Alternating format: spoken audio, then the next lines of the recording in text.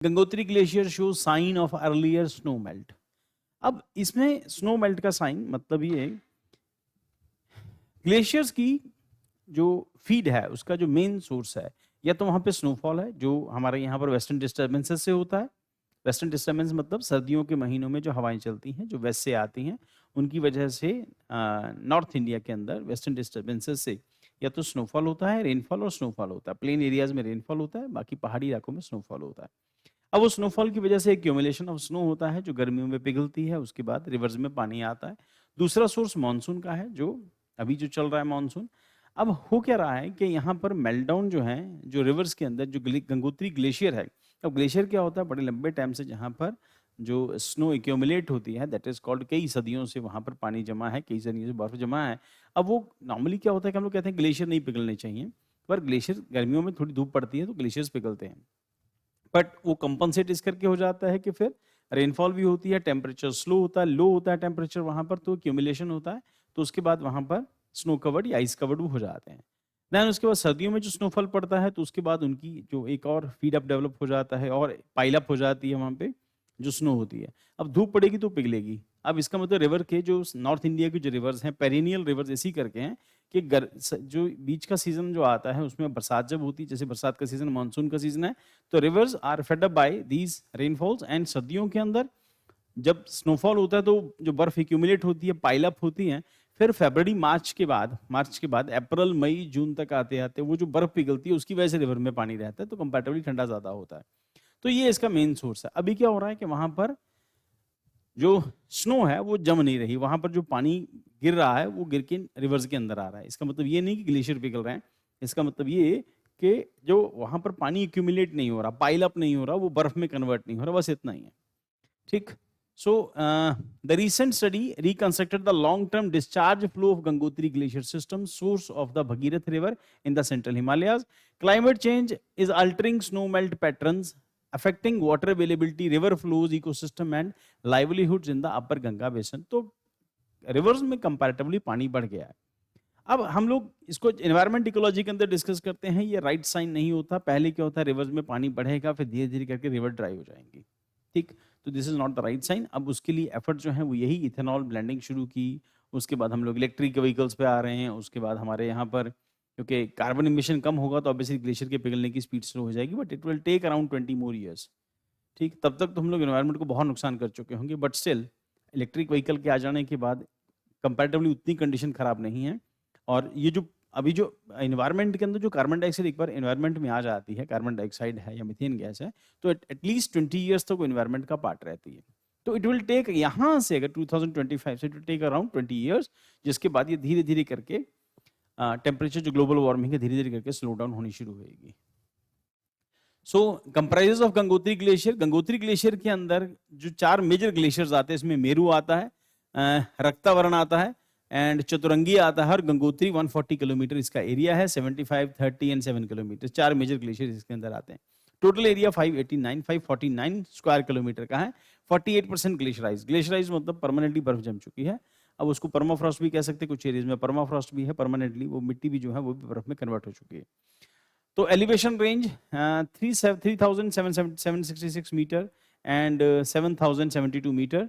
And precipitation sources, जो rainfall वहाँ पर जो पानी गिरता है या फिर प्रेसिपिटेशन किसी भी फॉर्म के अंदर, स्नोफॉल या रेनफॉल की फॉर्म में जो ऊपर से गिरता है, उसके 2 सोर्स है। पहला वेस्टर्न डिस्टर्बेंसेस जो अक्टूबर से लेकर अभी शुरू हो जाएगा, नेक्स्ट मंथ से जब फॉल शुरू होता है, अक्टूबर से लेकर अप्रैल तक वहाँ पर स्नोफॉल होना शुरू हो जाता है। उसके बाद इंडियन समर्स है, मानसून का पीरियड मई टू लेकर सितंबर तक, और सितंबर रेनफॉल मई टू अक्टूबर 260 minimum millimeter, means the temperature 2000 mean temperature 2000 to 2003 9.4 degree Celsius इसका टेम्परेचर था यहाँ पे। नेक्स्ट उसके बाद about the study title, hydrological contribution of snow and glacier melt from the Gangotri glacier system and their climate control since 1980, published in journal of Indian society remote sensing.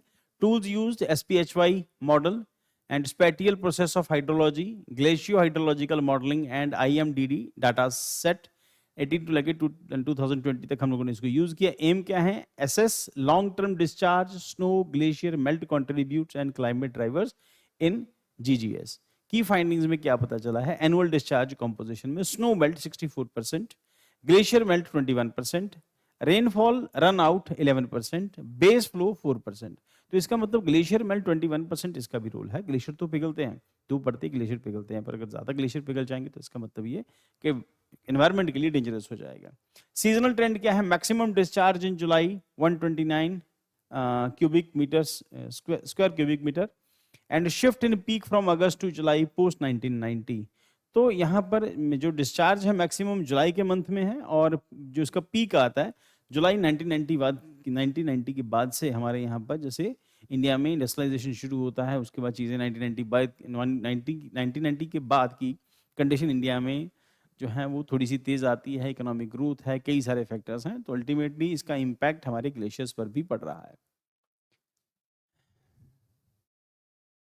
Decadal change 1991-2000 and 2001 to 2007 7.8% volumetric increase हुआ, इसके अंदर volume में increase हुआ इसके meltdown के अंदर। Snow melt declined due to the shrinking snow cover, and उसके बाद अब स्नो कम पिघल रही है। उसके पीछे रीजन ये है कि जो स्नो बेल्ट था वो भी कंपैरेटिवली छोटा हो गया है। देन उसके बाद rainfall run of is base flow increase. अब जो वहां पर जो भी रेनफॉल होता है वो सारा पहाड़ों से नीचे आ जा रहा है, मतलब वहां पे जम नहीं रहा।